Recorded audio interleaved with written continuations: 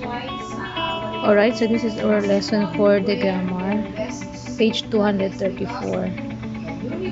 And the grammar in context is about agreement of subject and verb. So there is a chart here above. Study the following sentences in the chart. The bard is a mechanical storyteller. Paul wants to see books with squiggles in them. Niccolo has to eat his vegetables. So it says there is a question here. How do the subjects and verbs in the two columns differ in number? Okay.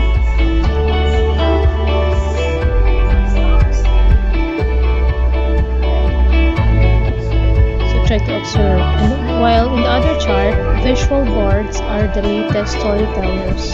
The boys want to learn more about books with squiggles. Niccolo and Sophia have to eat their vegetables. So underlined words are verbs. So how are these verbs being used in sentences?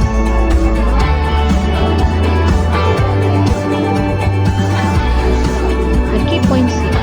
A verb must agree with the subject in number.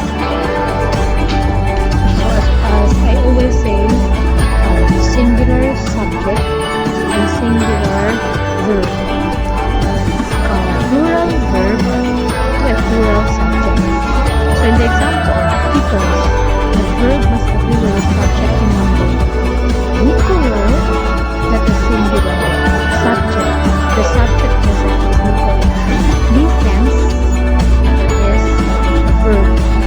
And when you say Niccolo listens, that is singular. Subject is singular, Niccolo. Listens is also singular verb. So is mechanical storytelling. So the subject agrees with the verb and the verb agrees with the subject.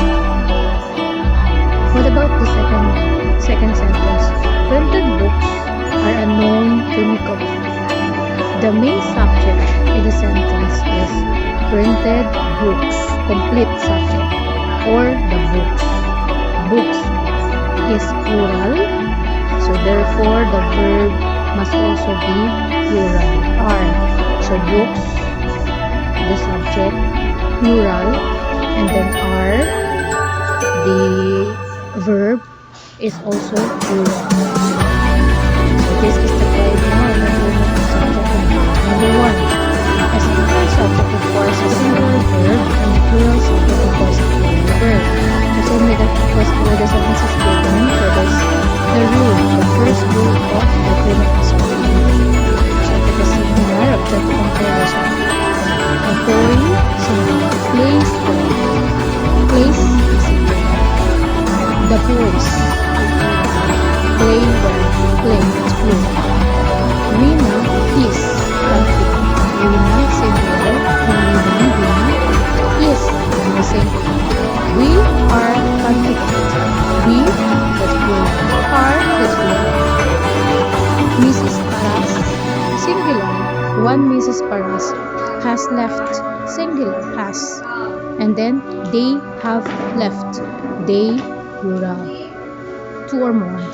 And then have, that's plural also. Number 2, when the subject is followed by a phrase, the verb ordinarily agrees with the subject, not the noun in the phrase.